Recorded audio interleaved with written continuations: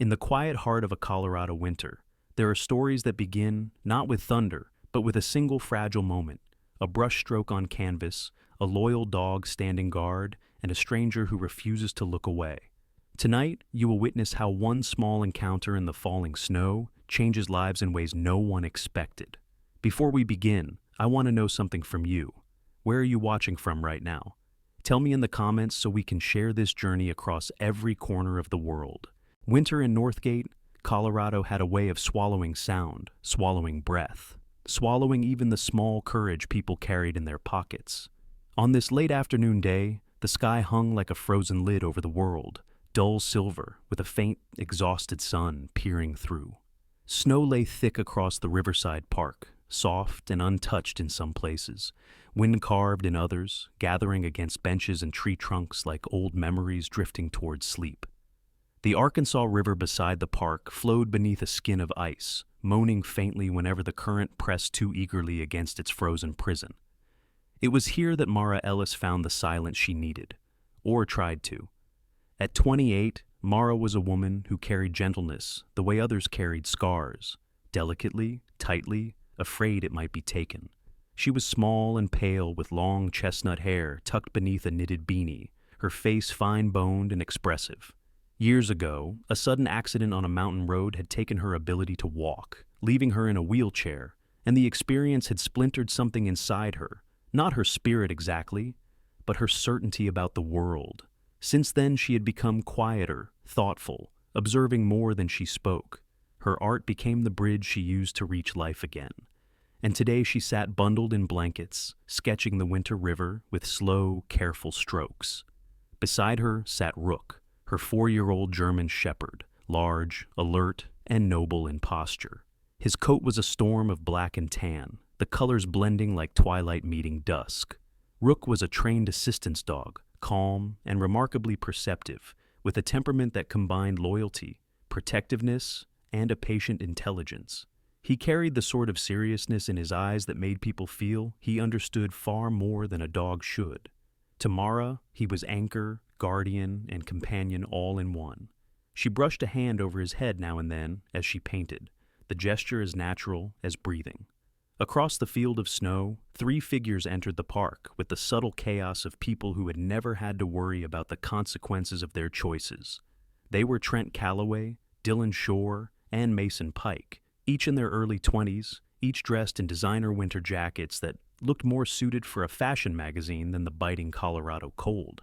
They came from wealthy families who owned properties, car dealerships, and influence scattered across Northgate. People in town referred to them as the trio of trouble, not cruelly, just truthfully. Trent Calloway, the unofficial leader, was tall with a sharp jawline and an expression that always hovered between boredom and contempt. His blonde hair was styled in an intentionally careless way, and his pale blue eyes carried a restless hunger for attention.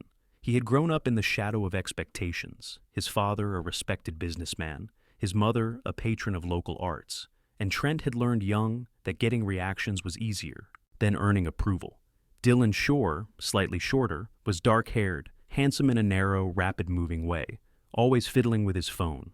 He had a mischievous streak, not cruel by intent, but careless in the way of someone who never had to deal with consequences. Mason Pike, broader and quieter, usually followed Trent's lead. He had a good heart beneath the layers of peer pressure, but he lacked the courage to step away when things spiraled. The 3 were live streaming on their phones, joking loudly as they tromped through the snow. Their stream's audience, hundreds of viewers who reveled in chaos from behind screens, egged them on. They approached Mara without any real intention of cruelty. That was the trouble. Their thoughtlessness was a storm without a forecast. The moment Trent's eyes landed on Rook, he smirked and nudged Dylan.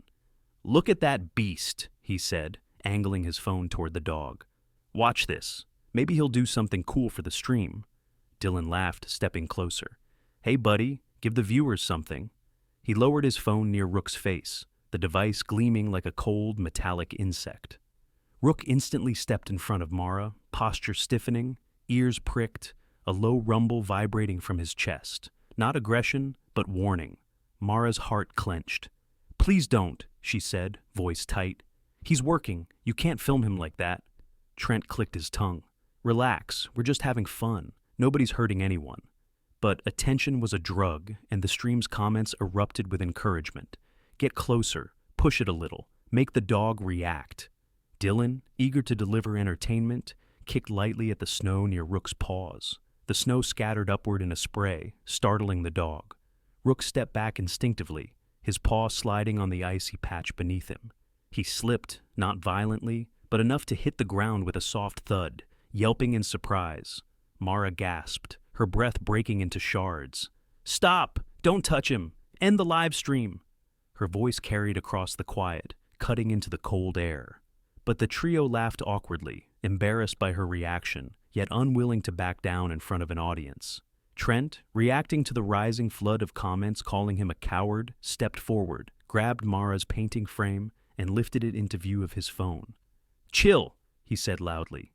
"We're just streaming some fun scenes. No one's—" His face, flushed with frustration, hovered inches above hers. Mara trembled, not because he had harmed her, but because she knew how quickly things spiraled online. Rook struggled back to his feet, pressing himself against her wheel, guarding. A voice broke through the cold. "Gentlemen, that's enough." Officer Logan Hale approached from the path, his boots crunching through snow with steady weight. Logan was 35, tall and broad-shouldered, with dark hair dusted by snowfall and a face that looked carved from patience and resolve. His job had taught him to read trouble the way others read weather patterns. Logan carried himself with a quiet authority that made people lower their voices instinctively. His uniform, layered with winter gear, caught the pale light as he rested a calm hand near his duty belt. Not threatening, simply prepared. "Phone's down," he said evenly. "End the live stream and step back." Trent bristled at the humiliation of being called out on camera, but obeyed, muttering under his breath. Dylan and Mason followed, shifting uneasily. Logan's gaze swept over the scene, noting Mara's distress, Rook's protective stance, and the trio's guilty defensiveness. "This ground is icy," he said. "You're risking your safety and hers. Please leave the park for today." The boys hesitated but ultimately retreated, though Trent cast Mara a final look. Sharp, resentful, the silent promise of someone who hated being embarrassed in front of an audience. When they were gone, Logan knelt beside Rook and checked the dog's legs with gentle, practiced hands. "He's okay," he said softly. "Just startled." Mara swallowed hard. "Thank you," she whispered. "I didn't know what to do." Logan gave her a small, kind smile, the kind that came from someone who understood fear because he had stood between people and trouble for years. "You're safe now," he said. "Both of you." Rook leaned forward and rested his head on Mara's knee, as if sealing the moment. For the first time in years, Mara felt the ice inside her chest begin to crack, just enough for warmth to slip in. Above them, the winter sky shimmered faintly. Snow began to fall once more, quiet as breath, soft as a promise. Northgate woke the next morning beneath a sky the color of forged silver, the kind of winter light that made the snow look like it was glowing softly from beneath. The storm of the previous evening had eased, but the cold had settled deeper into the bones of the town, crawling along rooftops and etching frost into every window. In homes, diners, offices, and the old library on Aspen Street, a different kind of frost was spreading. Quiet, digital, ruthless. A frost made of pixels and judgment. The live stream from Trent Calloway's phone, uploaded impulsively the day before, had erupted across social media overnight. It wasn't a dramatic video, no physical violence, no screaming fights, no broken bones. But the internet rarely needed catastrophe to feast. All it required was a spark of conflict, a vulnerable target, and someone privileged enough to antagonize her. The clip showed Mara, small and bundled in blankets, gripping her wheelchair armrest, while her assistant's dog slipped on the ice. It showed Trent laughing, Dylan filming too close, Mason lingering uncertainly behind them. It showed the quiet humiliation written in Mara's eyes.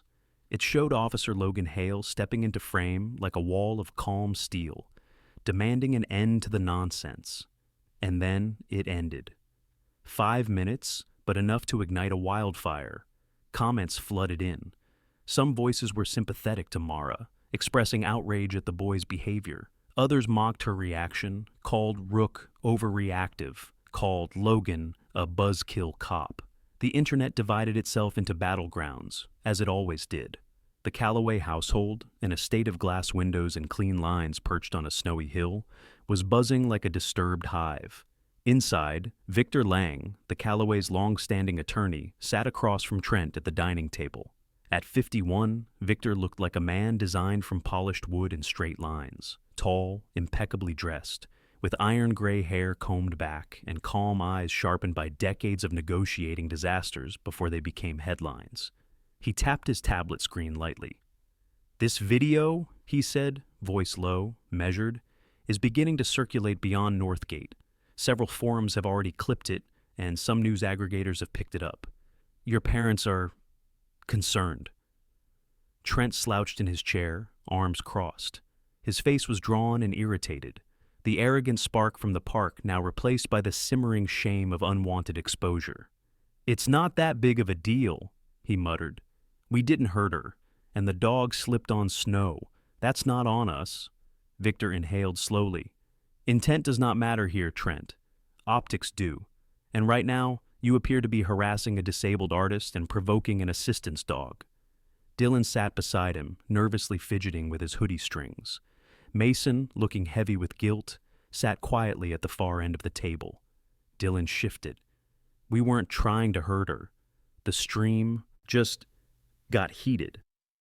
Victor studied them the way a chess player studies pawns, calculating their value, their weaknesses. "Regardless of your intention, the internet has interpreted it as harassment. The public is fickle. Your parents wish to handle this quietly, which means—" He unlocked his tablet, turning it around. "You will delete the video, issue a private apology to Mara Ellis, and refrain from posting anything further about the incident." Trent stiffened, jaw tightening. "So I'm supposed to grovel because some officer showed up and made us look stupid?" His pride bristled like a cornered animal. "It's not about groveling," Victor replied calmly. "It's about preventing escalation." Trent's eyes narrowed. "No, I won't apologize. We did nothing wrong. That woman freaked out over nothing. And that cop, he embarrassed me in front of thousands of viewers." "Trent," Victor warned, but Trent stood abruptly, chair screeching. "I'm not saying sorry." His voice shook, not with fear, but a furious bruising of ego. "If anything, they owe me for accusing us." Victor's expression didn't change, but a thin sigh escaped him, as if he'd expected this. "Your refusal will complicate matters." "Good," Trent snapped, grabbing his coat. "Let it." Dylan hesitated, caught between fear and loyalty. Mason stared into his hands, guilt heavy in his posture. As Trent stormed out of the estate, Victor Lang pressed a hand to his temple. The cold outside felt easier than the cold within the Calloway household. At the Northgate police substation, Officer Logan Hale sat in a small monitoring room, with the low hum of machinery filling the air. The walls were lined with screens, live feeds from traffic cameras, park security, and building entrances. The storm had made the roads dangerous, and Logan had been out since dawn, assisting with minor accidents, calming frantic drivers and checking icy trails. But his mind had returned again and again to Mara and Rook. Now, with a mug of cooling coffee by his side, he rewound the footage from the Riverside Park's overhead camera. The snowy ground appeared in grayscale, shadows stretching long beneath the winter sun. He watched the three young men approach Mara. He saw Dylan bend down, kicking snow. He saw Rook flinch and slip. He saw Mara recoil, her expression tightening in fear. He saw Trent grab the canvas with a careless flourish. He saw himself enter the scene, his posture steady, trying to defuse the situation. Logan exhaled slowly. The footage confirmed what he already sensed at the park. Nothing catastrophic, but absolutely enough to be considered dangerous behavior. Enough to warrant a written report. He opened a new case file: harassment in public space, endangerment due to unsafe behavior in icy conditions, interference with a service animal. Details flowed from his fingertips into the report. Precise, factual, unemotional. Logan had learned early in his career that emotion made reports messy, and messy reports didn't protect people. As he wrote, his mind wandered, not to anger, but to disappointment. He'd seen boys like Trent before, young, wealthy, praised too quickly, and corrected too rarely. People who had never learned the weight of responsibility because the world had always bent around their edges. When the form was complete, Logan submitted it to his supervisor for review, along with a request for the department to interview a couple who had been walking their terrier at the park and had witnessed the interaction. He also attached the full security footage file. The law was slow, but thorough. Across town, Mara Ellis sat in her small studio apartment, the morning light cutting through the frost on her window. She held a warm mug of tea, hands still trembling faintly. Rook lay at her feet, his head resting on her slipper, watching her with eyes full of quiet understanding. She had barely slept.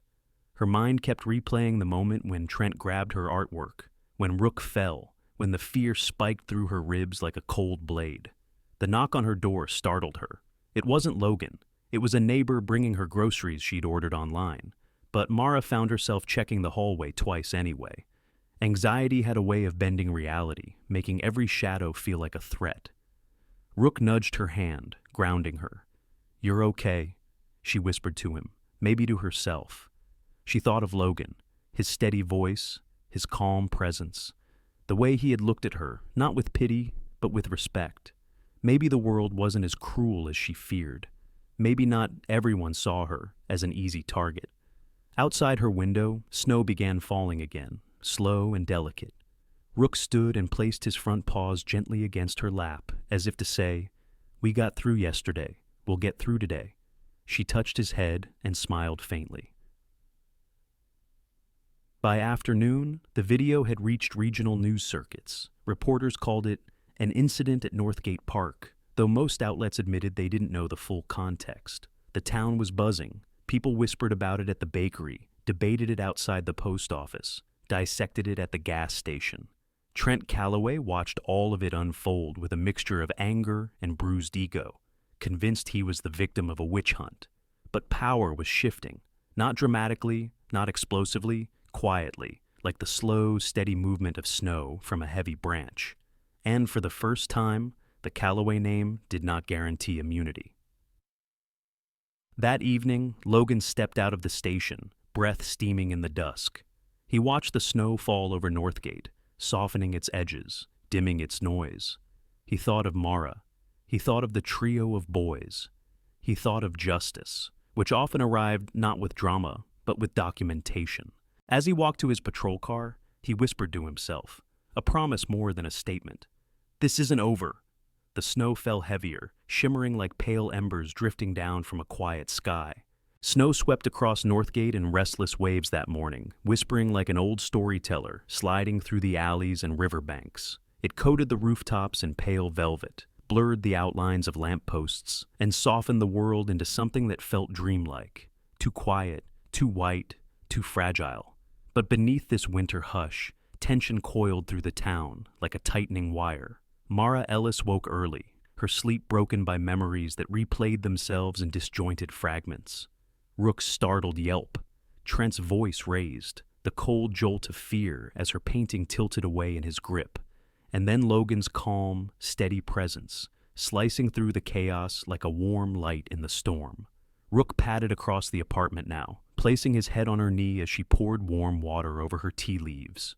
The steam rose gently, fogging the window where frost had drawn delicate patterns like frozen ferns. "Good boy," she whispered, stroking his ear. "We're safe today."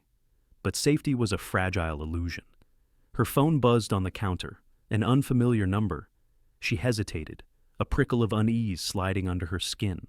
Rook straightened, sensing her tension. She answered.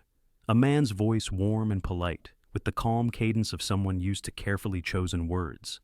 "Miss Ellis? Good morning. My name is Victor Lang. I'm calling on behalf of the Calloway family." Mara's fingers tightened around the phone. The gentle tone didn't soothe her. It made her stomach sink. She had heard this kind of voice before, back when insurance companies tried to minimize her accident, when lawyers framed kindness as leverage. "Yes?" she said softly. "I wanted to reach out personally," Victor continued, "because the Calloway family is deeply concerned about the misunderstanding that occurred yesterday. They value community harmony, and they certainly don't wish for the situation to escalate unfairly." "Unfairly?" Mara swallowed. "With respect, Mr. Lang, it wasn't a misunderstanding. They—" "Oh, no, no," he interjected smoothly, as if brushing snow off a coat. "I don't mean to diminish your experience. I simply want to avoid unnecessary public tensions. These viral clips, they often distort reality. People online can be vicious, unpredictable. I imagine this must be stressful for you." It sounded compassionate. It wasn't. Mara's heartbeat pulsed in her ears. Rook sensed her rising anxiety and moved closer, pressing his warm body against her leg. Victor continued, "To keep things peaceful, we would appreciate your partnership in clarifying that the event was simply a moment of miscommunication. Nothing malicious, nothing dangerous. Rook may have reacted protectively, as assistance dogs do. Perfectly understandable." Mara frowned. He was weaving words like delicate snowflakes, but she recognized the structure, persuasion disguised as kindness.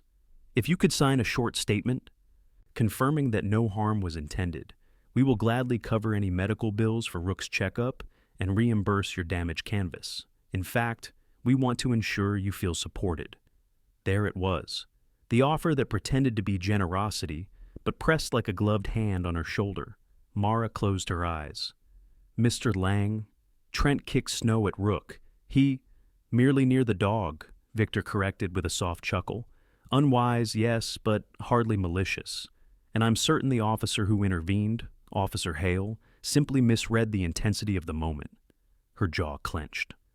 Officer Hale didn't misread anything. Victor's tone remained smooth, but something colder slipped into its undercurrent. "I'm sure you understand that when these stories circulate, narratives can become exaggerated. We would truly hate for media outlets to begin portraying Rook as a dangerous or unstable animal. That could complicate matters for you, perhaps even affect his certification status." A chill ran down Mara's spine. It wasn't a threat, not technically, but fear threaded through the spaces between his words. Her breath grew uneven, and Rook pressed a paw onto her lap, grounding her. "I appreciate your concern," she whispered, forcing steadiness into her voice, "but I won't sign anything, and I don't agree to any statement that twists what happened." Victor paused only a moment. "I see," he said gently, disappointment draped across his words like velvet. "Well, of course, Miss Ellis. You're entitled to your perspective. I only hope we can avoid misunderstandings in the future." When the call ended, Mara stared at her reflection in the darkened screen. She looked small, fragile, the memory of fear still clinging to her shoulders. But beneath the fear, something else stirred, something like resolve, or maybe quiet defiance. Rook pressed his forehead to her knee, as if reminding her, "You are not alone." Across town, in the Callaway estate, Victor Lang set down his phone and exhaled slowly. The morning light glinted against his glasses, casting a sharp line across his expression. Trent stood nearby, arms crossed, impatience radiating off him like heat from a furnace. "Well?" Trent demanded. Victor gave him a polite but tight smile. "She declined." Trent scoffed. "Of course she did. She wants attention. She wants to play the victim." "No," Victor said softly, his tone edged with razor-thin warning. "She simply does not wish to be manipulated." Trent bristled. "We should post our own statement. Tell the truth. She freaked out over nothing." Victor's lips pressed into a thin line. "That would make matters worse." Trent ignored him. "And that cop, Logan, he overstepped. He humiliated us." Victor closed his tablet with a soft click. "Trent, if you continue this path, you will create a far larger problem than you can handle. Let the process work." But Trent wasn't listening. Ego had lodged itself deeper than reason could reach. Meanwhile, Officer Logan Hale sat at his desk in the substation, his fingers steady as he reviewed the report he filed earlier that morning. He read through each line again, ensuring accuracy, dates, timestamps, witness descriptions, camera angles. Logan believed in precision. Precise reports protected victims. Precise reports prevented excuses. He knew the Callaway family's reputation. He knew how often cases involving wealth grew tangled in technicalities. So he made sure every detail was clean, undeniable. He also knew this wouldn't remain small. He sighed and leaned back, rubbing the bridge of his nose. The station heater hummed softly. Snow fell outside the window, catching in the glow of streetlights. He thought of Mara, her fragile bravery, the way she'd clutched her canvas as if it was the last piece of her she could defend. He thought of Rook, loyal and alert, standing guard even when afraid. Logan checked the camera footage one more time, then saved copies to the department's secure server. Whatever came next, the evidence would stand. Just as he finished, his phone buzzed. A colleague nodded to him from the hallway. "Hale, you're wanted in the briefing room, something about the Callaways." Of course, the wire was tightening.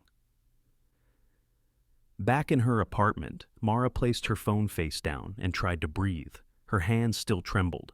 Even without explicit threats, Victor's message was clear. Agree, or the narrative might turn against you. She had lived through that once before, after her accident, when people subtly questioned whether she was paying attention on the road, whether she caused her own fate. Words could wound without ever being sharpened. Rook nudged her again, sensing her spiraling thoughts. She lowered her forehead against his, the warmth easing the tension. "I'm not signing anything," she whispered. "Not this time." Snow pressed against the window like a soft fist, muffling the world. Outside, Northgate looked peaceful. Icy rooftops, chimneys releasing thin ribbons of smoke, the river groaning beneath frozen plates. But inside her small apartment, Mara felt something shifting. Fear, yes, but also the faintest spark of courage, the kind that begins with a whisper. "I deserve to be heard." She held onto Rook's fur and repeated it silently until her heartbeat steadied. The storm inside her had not passed, but she was no longer weathering it alone. And somewhere across town, Logan Hale was preparing his own quiet battle, one written in reports and evidence and relentless truth. The thread was tightening for everyone. Evening settled over Northgate with a quiet, chilling certainty, as if the sky had lowered its shoulders and exhaled a long, cold breath across the town. Dusk clung to the river like a veil, turning the frozen water into a long, muted mirror reflecting the last fragments of daylight. The wind had sharpened, slipping through the alleys and between the pines with the thin, slicing whisper of an unseen warning. Mara Ellis guided her wheelchair along the narrow alley behind her building, Rook walking closely beside her. Snow crackled beneath the wheels, and the air smelled of pine resin and the faint metallic tint of approaching snowfall. She had spent most of the day trying to steady herself after the unsettling call from Victor Lang. Painting usually returned her balance, so she had decided to visit her studio, a small converted workshop tucked behind a row of townhouses. It wasn't much, but it was hers, a sanctuary built from canvases, brushes, and hours of quiet persistence. But as she turned the corner, she froze. The door to her studio, normally shut tight, with a deadbolt that clicked firmly into place, stood slightly ajar, a thin wedge of darkness visible between the wood and the frame. Rook stiffened, tail lowering, a soft warning rumble rising in his chest. Mara's heartbeat throbbed in her throat. She had locked that door. Always did. Always. Her fingers, trembling, pulled her phone from her coat pocket. She didn't try to enter. She didn't call neighbors. She dialed 911, her voice unsteady but clear. "This is Mara Ellis," she said. "There's been a break-in at my studio." The dispatcher's voice was calm, practiced. "Stay where you are, Miss Ellis. Officers are on their way. Do not approach the entrance." "I won't," she whispered, eyes locked on the dark, breathing doorway. Rook stood in front of her wheelchair now, steady and protective, as if anchoring her to the moment. Within minutes, red and blue lights spilled into the alley, illuminating the snow in fractured colors. 2 officers approached cautiously, followed moments later by Officer Logan Hale, his tall frame cutting through the cold, as if he had been carved for nights exactly like this one. "Mara," he said gently, stepping to her side. "Are you hurt?" "No," she breathed. "I didn't go in. The door was open when I arrived." Logan gave a short nod, his eyes sharp with concern. "Good. Stay with Rook. Let us clear the space." He signaled to his colleagues, and the officers entered the studio, with flashlights drawn. Not weapons, just beams of white slicing through the dark. The sound of boots moving across the wooden floor echoed from inside. Mara held Rook's collar, thumbs stroking his fur rhythmically. The cold seeped into her gloves, but she barely felt it. After a few tense moments, Logan reappeared at the doorway. "All clear," he said. "Come in when you're ready, carefully." She wheeled forward. Rook pressed against her side as she crossed the threshold. The air inside the studio felt wrong, disturbed. A faint breeze drifted from the back door, which hung slightly out of alignment. Logan led her to the center of the room. "Tell me what's been moved." Mara scanned the space, her breath catching as details sharpened. A box of oil pastels lay scattered across the floor, their colors smudged into the wood like bruises. One of her landscape canvases sat crooked on its easel, a dirty boot print pressed across the snow-white corner of the painting. A small metal tin of brushes was knocked over near the sink. Not a violent rampage, just thoughtless destruction, casual and deliberate in its disrespect. Her voice trembled. "My supplies, they weren't like this. And the back door, someone pried it."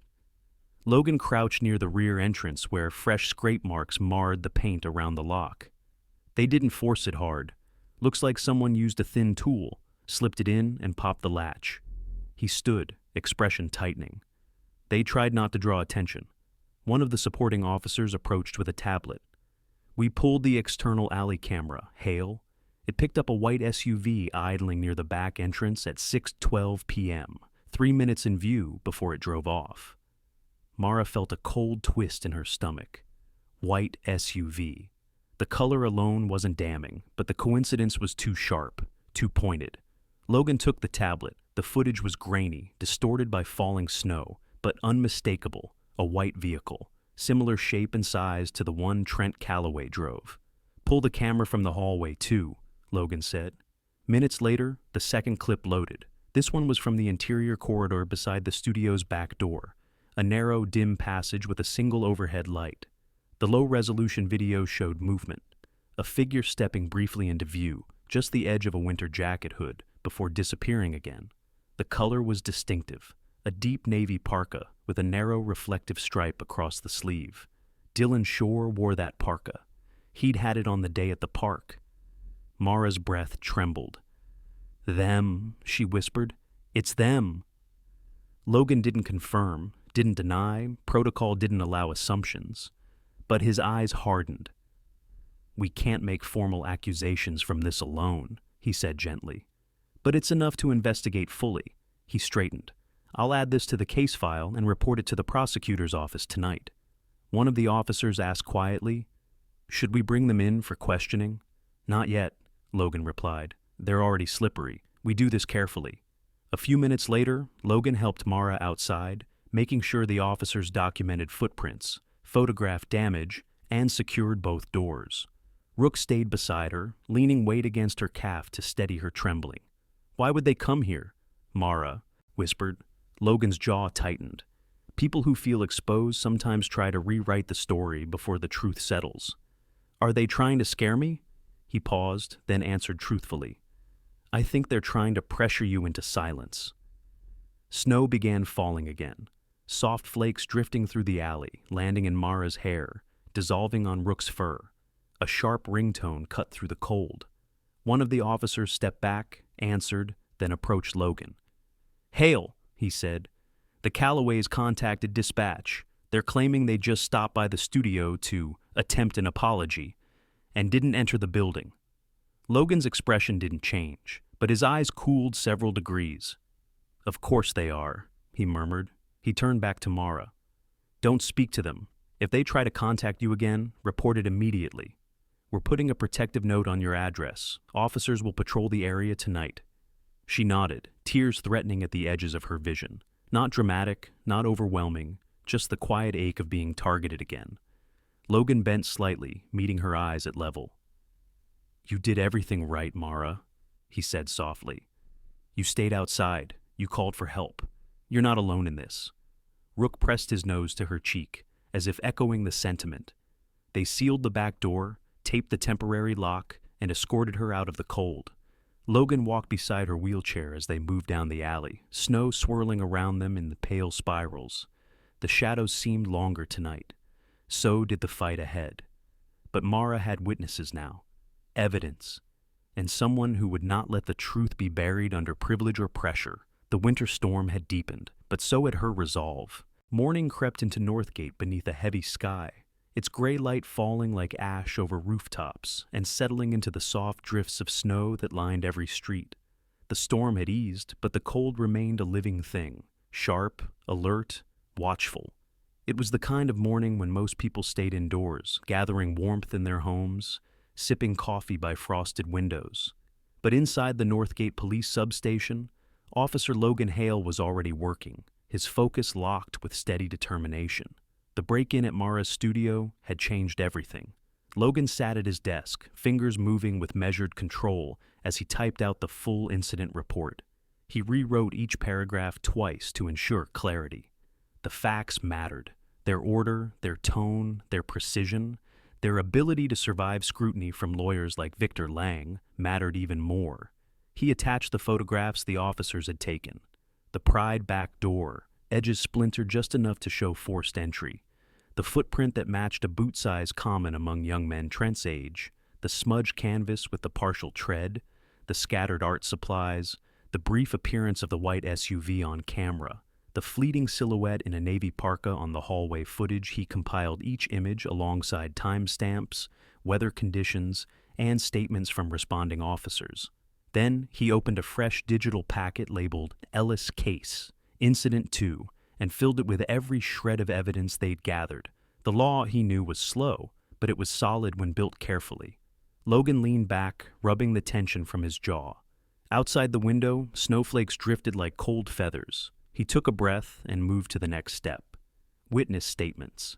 He called in the couple who had witnessed the first incident in the park 2 days earlier.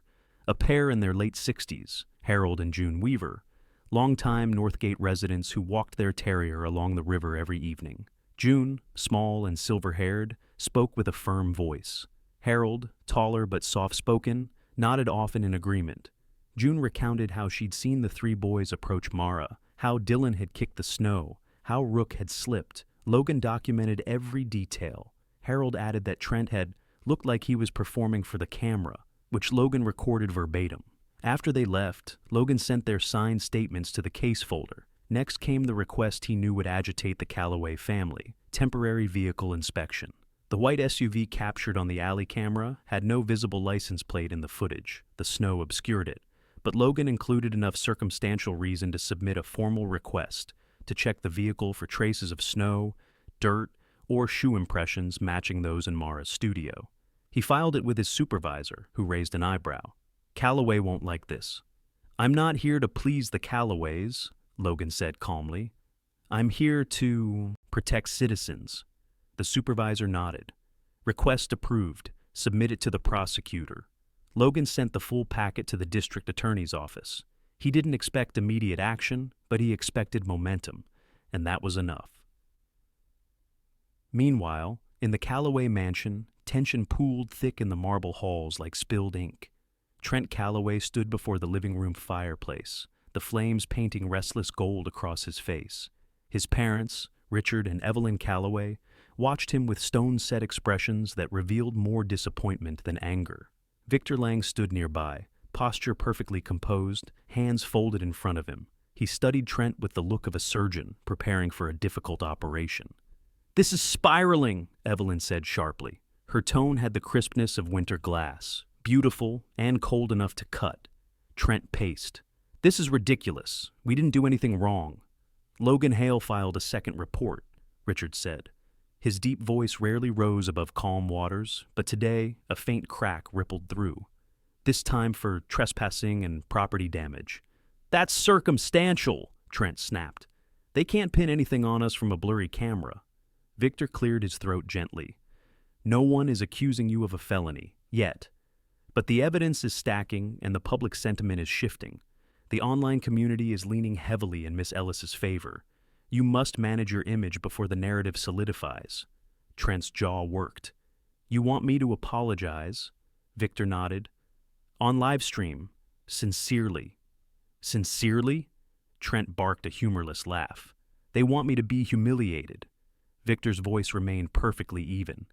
"They want accountability, Trent, and you need damage control." Richard stepped forward. "You will do the apology." Trent flinched as if struck. "Dad, this is not a discussion." The words fell like a gavel. Trent looked away, throat working. For the first time, fear flickered behind his defiance. Not fear of law, but fear of losing the approval and power he'd always taken for granted. Victor handed him a typed statement. Read this exactly as written. Apologize to Miss Ellis and to the community. Keep it short, no additional commentary. Trent grabbed the paper harshly, crumpling the edge. At 4 p.m., the live stream went up. Northgate residents watched with a mixture of curiosity and judgment. Some gathered in the diner, others in the hardware store, many in their homes. The internet watched too, thousands tuning in. Trent stood before the Calloway family crest, posture stiff, expression strained. Dylan and Mason stood behind him, looking more scared than ashamed. "I'm here to address the incident at the park," Trent began. His tone was flat, his eyes dull. "I want to apologize to Mara Ellis for upsetting her, and for the disrespectful behavior that occurred. It was wrong. I'm sorry." He spoke each sentence like it was pulled from him with pliers, but he said the words, publicly, permanently. The comments exploded, some mocking him, some praising the apology, many demanding accountability. When the live stream ended, Trent threw the paper onto the floor and stormed away. But the damage had been done, or perhaps the correction had begun. While the town buzzed with talk of the apology, Mara sat in her apartment, Rook resting beside her. She watched the video twice. Her stomach twisted, not with satisfaction, but with exhaustion. "He doesn't mean it," she murmured. But the words existed now. They were acknowledgement at least, even if forced. An hour later, her phone rang, not with threats this time, but with kindness. The Northgate Art Collective, a small but passionate local group, reached out. They had seen the news. They had heard about her damaged studio. "Mara," the woman on the line said, voice warm and bright, "we're organizing a fundraiser to help you repair your space. People want to support you." Mara's throat tightened. "People? Why?" "Because you didn't deserve what happened. Because you stayed honest. Because you're part of this community." Rook nudged her hand, as if affirming the truth. For the first time in days, Mara felt a small warmth gather beneath the ice in her chest. Late that night, Logan finished a patrol around Mara's neighborhood. Snow fell in small, delicate sheets, coating his jacket and forming faint white lines in his hair. He paused outside her studio long enough to ensure the temporary locks were intact, then walked toward his patrol car, boots crunching rhythmically against the frozen ground. He thought of the apology, of the evidence he had submitted, of the slow gears of justice finally beginning to turn. He thought of Mara, her quiet strength, and the way she'd gripped Rook's fur to steady herself during the break-in. "This isn't over," he whispered again, breath forming frost. But tonight, for the first time, the scales had begun to tilt, and the cold, relentless winter no longer felt quite as silent. The final days of winter pressed themselves into Northgate with the soft persistence of a closing book, each snowfall a turning page, each cold sunrise a whispered reminder that the season was ending. The air held that strange mix of heaviness and hope, the feeling that something long frozen was beginning to thaw. And with that thaw came justice. Inside the courthouse, pale morning light spilled across stone floors as the district attorney reviewed the compiled evidence. Logan's report stood in a neat stack, clear, meticulous, impossible to poke holes through. The camera footage, the pried door, the witness statements, all threads that wove themselves into a single, undeniable truth. By midday, the ruling was official. Trent Calloway, who had entered the courtroom with the swagger of someone accustomed to escaping consequences, walked out with the stiff, shocked posture of someone facing accountability for the first time in his life. The verdict was straightforward: 12 months of probation, mandatory community service, and compulsory behavioral intervention classes. Dylan and Mason, their faces pale with a mixture of fear and regret, received lighter penalties, fines and short-term probation. They had followed Trent's recklessness, but they had not let it. The Calloway family was ordered to pay full restitution for the damage done to Mara's studio, an amount that startled them not for the money itself, but for what it represented: responsibility. And finally, the judge signed the document that mattered most to Mara, a restraining order barring any contact or proximity from Trent and his friends. It was done, quiet, orderly, legal, and complete. When Logan stepped out of the courthouse that afternoon, snow drifted around him in thin spirals, catching the light like falling silver. He breathed deeply, feeling the tension that had lived in his shoulders for days begin to ease. Justice didn't always roar. Sometimes it landed softly, like snowflakes accumulating until they shaped a new landscape. He sent a brief message to Mara. "It's over, you're safe now." Then he pocketed his phone and headed to his patrol car, the cold biting at the edges of his gloves. For the first time that month, the winter air felt easier to breathe. Meanwhile, across town, Mara rolled through the doorway of her newly restored studio, a space brighter than it had ever been, with fresh paint on the walls and new beams supporting the ceiling. Members of the Northgate Art Collective had spent days fundraising, cleaning, repairing, and repainting. The room smelled faintly of pine and new beginnings. Rook padded beside her, fully recovered from his slip in the snow. His fur gleamed under the studio lights, and his posture was confident, proud, a guardian unshaken by the storm he'd weathered. "Ready?" Mara asked him gently. Rook nudged her hand with a soft huff, as if saying, "Always." She laughed, a sound softer than wind chimes, something she hadn't heard from herself in far too long. Her new easel sat by the window, where pale winter light poured over the room in a wash of silver. She positioned herself before it, lifted her brush, and dipped it into midnight blue paint. And then she began her final piece for the upcoming exhibition, a painting born from fear, courage, and something that felt dangerously close to hope. She painted Logan standing under the lamplight during the night of the break-in, broad-shouldered, steady, half-wrapped in falling snow, his breath visible in the air. Beside him, Rook stood like a shadow of loyalty, alert and calm. The painting shimmered with quiet strength. Two protectors, one human and one canine, captured in the moment they had stepped between her and the world. When she finished the final strokes, she sat back and exhaled. The painting glowed. "This is yours too," she whispered to Rook. He rested his head gently on her knee. A week later, the community gallery in downtown Northgate buzzed with soft conversation and warm lights.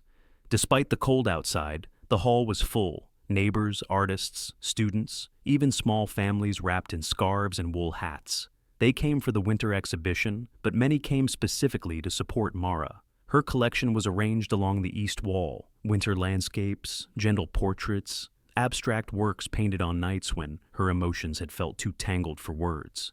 And in the center hung her newest piece, The Officer in the Snow, Rook at his side. People paused before it, their expressions softening, their voices dropping into reverent murmurs. "She's incredible. So much heart in her work. That dog, look at his eyes." Mara sat slightly off to the side, her wheelchair blending into the circle of warm light above her. She felt shy at the attention, always had, but tonight something inside her brimmed with gratitude rather than fear. Rook sat by her feet, tail curled neatly around his body, observing guests with calm alertness. Hours passed, and the evening light outside dimmed into twilight. Snowflakes drifted against the gallery windows like soft white moths, and through it all, one person hadn't arrived yet. Logan. He'd said he would try, but duty often pulled him away. Mara told herself she understood, but a small part of her, one she hadn't paid attention to in years, felt a quiet ache of hope. And then, just as the gallery began to thin out, the door opened. A rush of cold air swept in along with the tall silhouette of a man brushing snow from his jacket. Logan stepped inside.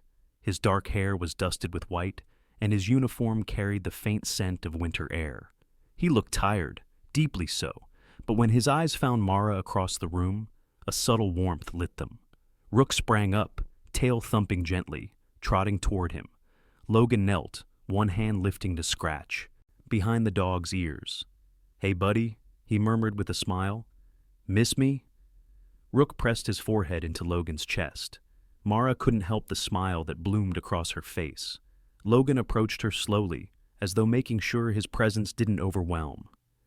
"I'm sorry I'm late," he said, breath still visible from the cold. "Got stuck on a call." "You made it," she said. "That's enough."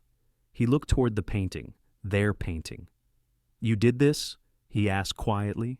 She nodded. "The night of the break-in, you didn't know it, but you looked steady, like the world hadn't fallen apart yet." His throat tightened. "I was just doing my job." "No," she said softly. "You were doing more." A silence settled between them, not awkward but warm, like the hush after snowfall when everything feels softer, safer. Logan cleared his throat, eyes gentle. "You look happy." "I'm getting there," she said. "The fear is still there, but so is everything else." He smiled faintly. "Good. You deserve everything else." Outside, the snow thickened, drifting past the street lamps in slow, swirling ribbons. The cold pressed against the gallery windows, but inside the room, warmth radiated, from the lights, from the art, from the small but undeniable shift in Mara's spirit. For the first time in a long time, the winter didn't feel like an enemy.